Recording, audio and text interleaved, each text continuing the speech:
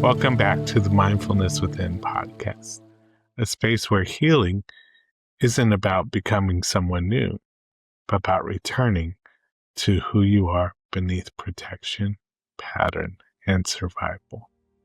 I'm your host, Gilbert Romero Muharter. In recent episodes, we've talked about protectors, the parts of us that manage, control, distract, or stay hypervigilant to keep safe. We've talked about exiles, the younger, vulnerable parts that carry shame, grief, fear, or unmet needs. But today, we're talking about something central to the internal family systems model developed by Richard Schwartz. We're talking about the self. Not a part, not a protector, not an exile, but the core presence within you that is capable of leading them all. Today we'll explore what self-energy actually is in IFS, what self-energy feels like in the body, and the difference between calm and collapse, why stillness can feel unsafe for trauma survivors, and how to cultivate embodied leadership internally. Just a reminder, if you find these conversations helpful for your own healing or your clinical work, take a moment to tap follow or subscribe so you don't miss future episodes exploring mindfulness and parts work. Now, notice your breath. Notice the support beneath you, and let's begin. In the internal family systems, we don't just have parts, we also have self. Self is not something you have to build. It is not something you earn. It is not something trauma destroys. Self is the undamaged core of you. According to IFS, self naturally carries what are often called the 8 C's: calm, curiosity, compassion, clarity, confidence, courage, creativity, and connectedness. When you are in self-energy, you aren't blended with anxiety. You aren't collapsed in shame. You aren't driven by urgency. You are present. Self-energy is the leader of the system. Protectors work hard. Exiles carry pain. But self, it leads. If this is your first deeper introduction to self-energy, consider sharing this episode with someone exploring the IFS, especially if they've only heard about protector and exiles. Because without self, the model feels incomplete. So, what does self-energy look like in the body? Well, self just isn't psychological. It's physiological. Self-energy in the nervous system often feels like a steady, unforced breath, upright but relaxed posture, softness around the eyes, warmth or openness in the chest, grounded presence in the lower body, alertness without urgency. There is aliveness, not numbness. There is stillness, but not shut down. And this is where many people get confused. Calm in IFS is the presence of self. Collapse is the protective response. From the outside, both can look quiet and still. But internally, they feel very different. Calm feels like openness, connectedness, clearness. Here. Collapse feels like heavy, foggy, distant, small. Calm has tone. Collapse has depletion. If you grew up needing vigilance, if unpredictability was constant, if chaos was normal, then stillness may feel unsafe. You might notice anxiety rising when you meditate, restlessness when nothing is wrong, a need to check your phone when things get quiet, a subtle fear when you begin to relax. That isn't failure, it's protection.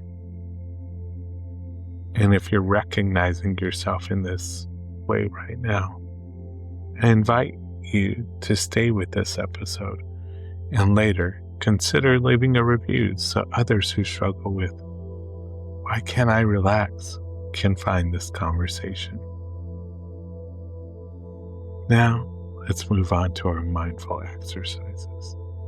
And let's meet self-energy. Let's explore self directly. If it feels safe, allow your eyes to soft or close. Take a slow inhale and a steady exhale. Think of a recent moment when you felt even slightly grounded, just 5% more steady than usual. Notice what your body felt like. Was your breath slower? Was your posture upright? Your face softer? Now gently ask inside, am I blended with the part right now? Or is there some space? If you can notice your anxiety, if you feel curiosity towards tension, if there is compassion instead of criticism, that observing presence is self. Place a hand somewhere supporting and say quietly, I am here. Take one more breath. If this brief practice helps you experience self-energy, even subtly, consider sharing this episode with someone who confuses numbness with peace. Our next practice, let's consider why protectors don't always trust self. Self naturally brings calm, but protectors may not trust it, because in many nervous systems, calm once preceded harm. Softness once led to vulnerability. Stillness once meant exposure. So when self begins to emerge, a manager may activate, a firefighter may distract, the body may mobilize. This is not resistance. This is loyalty. Your protectors are not afraid of healing. They're afraid of losing their job. Embodied leadership means showing them consistently that self can handle what arises. If you're wanting deeper guidance in cultivating that internal leadership, you can explore parts-based and somatic work through OneMindOneHeartCounseling.com. In our next mindful exercise, we're going to cultivate embodied leadership. So bring awareness to your spine. Allow it to lengthen slightly without rigidity. Feel your feet grounded. Take a steady inhale and a long exhale. Now ask, is there a part of me that doesn't trust self? Notice what arises. Instead of calming it, relate to it. I see you. You've worked so hard.